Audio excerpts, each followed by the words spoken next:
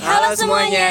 Nama aku Sabira. Nama aku Zaki. Nama aku Echa. Di sini kita bakal ngejelasin tentang teori Pertukaran. pertukaran oleh George Homans. Simak baik-baik ya. Apa sih itu teori pertukaran sosial?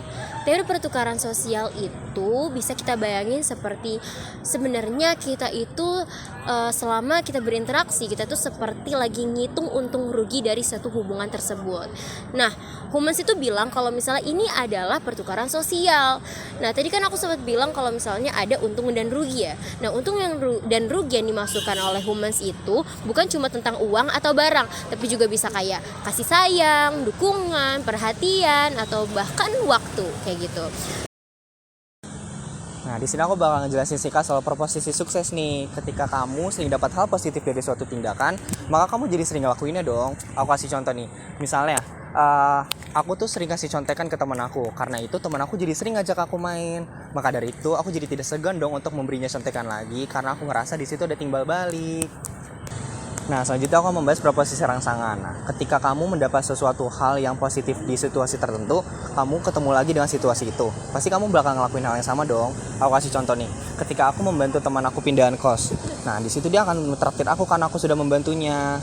Jadi ketika aku mendapatkan tawaran membantu teman yang sedang pindahan, aku bakalan tidak segan untuk membantunya karena aku sudah mendapat hal positif di sebelumnya. Nah, selanjutnya di sini aku akan bahas proposisi nilai nih. Kalau suatu tindakan punya nilai buat kita jadi jauh lebih cenderung ngelakuin tindakan itu dong.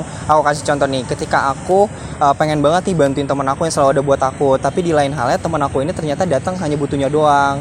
Nah, aku jadi setengah hati dong untuk ngebantuinnya lagi.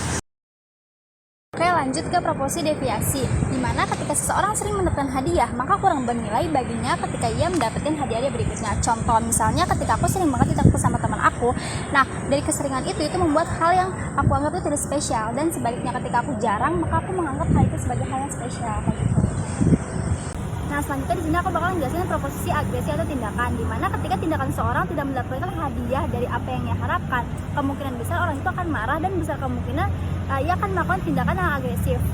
Nah, dari tindakan agresif itu nantinya sesuatu itu semakin bernilai baginya. Misal ketika aku sedang membantu teman aku dan aku mengharap imbalan dari hadiah dari teman aku. Nah, tetapi ia tidak mengasih hadiah ke aku. Nah, dari aku sendiri aku merasa kesal, sebal, kecewa kayak gitu. Nah, begitupun sebaliknya ketika aku mendapatkan hadiah dari teman aku dan aku merasa bahwa teman aku tuh sayang sama aku dan peduli kayak gitu guys.